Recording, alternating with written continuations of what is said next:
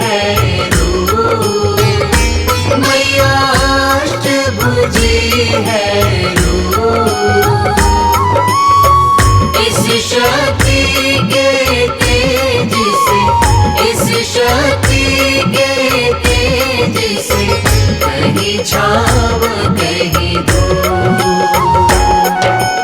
आरती तेरी गाते मैया, आरती तेरी गाते मैया, आरती तेरी गाते।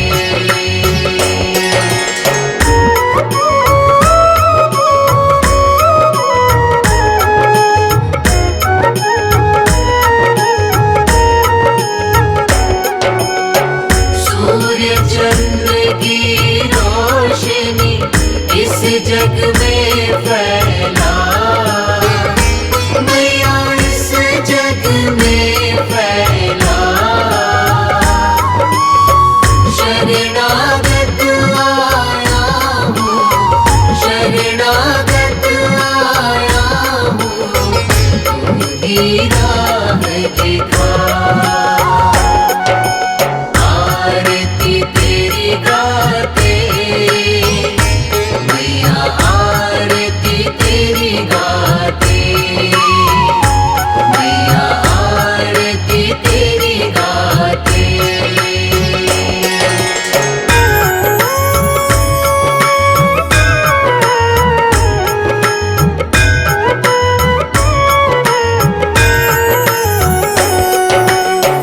हे जगदम्ब दयामयी आदि शक्ति माँ, तू ही आदि शक्ति माँ।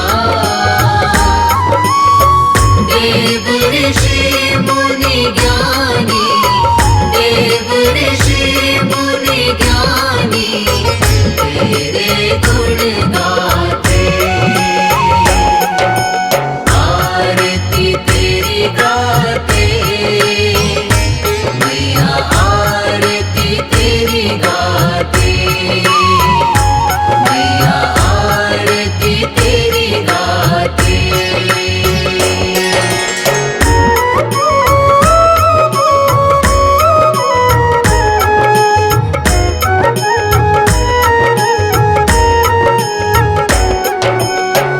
इस ब्रह्मांड की रचना माँ तूने ही किया, मेरी माँ तूने ही किया।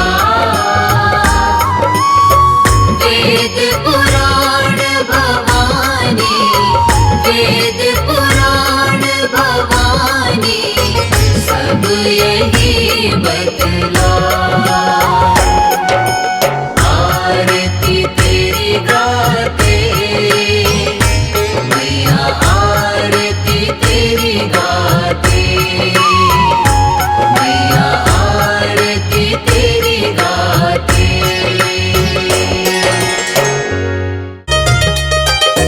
आओ आओ मैया भोग लगाओ मैया, मेरा भोग करो स्वीकार।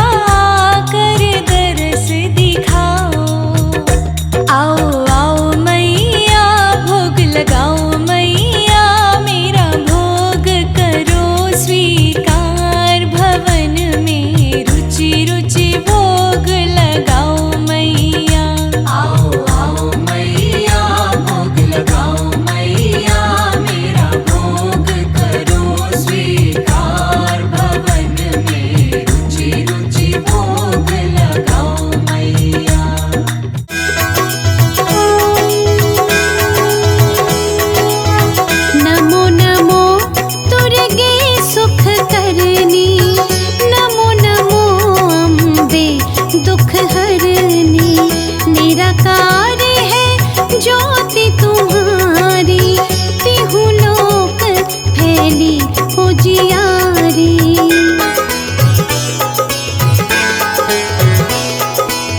शशि ललाट मुख महाविशाला, नेत्र लाल भ्रिकुटी विकराला, रूप मातु को अधिक सुहावे, दर्श करत जन अति सुख पावे। तुम संसार शक्ति लय कीना, पालन हेतु अन्न धन दीना।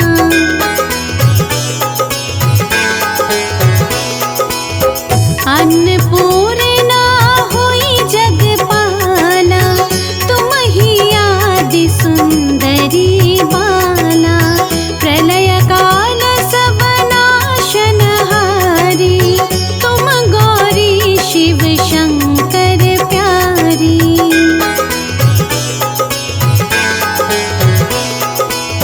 शिव योगी तुम्हारे गुण गावे, ब्रह्मा विष्णु तुम्हें नित ध्यावे। रूप सरस्वती को तुम धारा, दे सद्बुद्धि ऋषि मुनि ने उबारा। धरा रूप नरसिंह को अम्बा, प्रकट भई फाड़ कर खम्बा।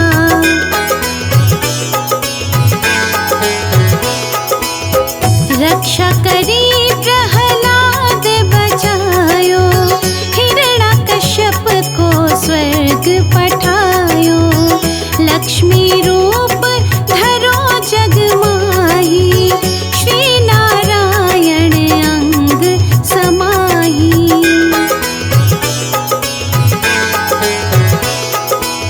क्षीर सिंधु में करत विलासा, दया सिंधु दीजे मन आसा। हिंगलाज में तुम ही भवानी, महिमा मित न जात बखानी। मातंगी धूमावती माता, भुवनेश्वरी बगला सुखदाता।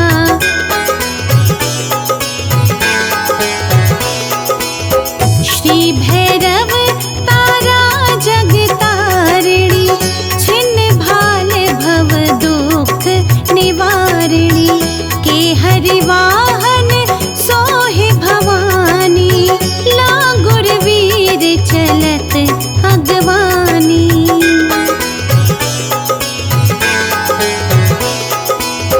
कर में खप्पर खड़ग बिराजे, जाको देख काल डर भाजे। सोहे अस्त्र और त्रिशूला, जात उठत शत्रु हिय शूला। नगर कोटि में तुम ही विराजत, तिहु लोक में डंका बाजत।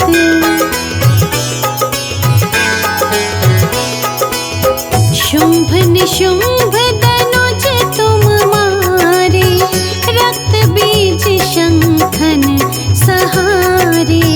महिषासुर नृप अति अभिमानी, जिहि अग भार मही अकुलानी।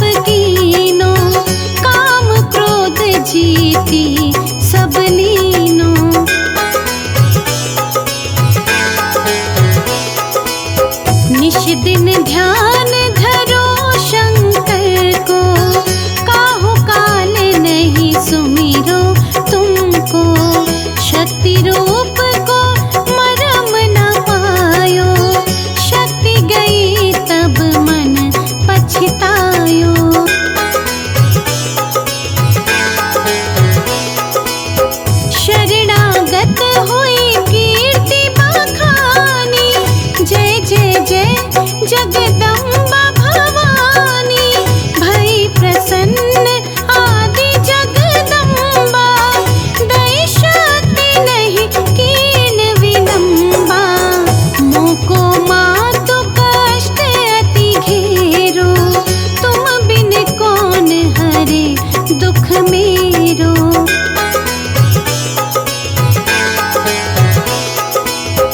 आशा तृष्णा निपट सतावे, रिपु मूरत मोहि अति डरावे। शत्रु नाश कीजे महारानी, सुमिरो एक चित तुम्ही भवानी।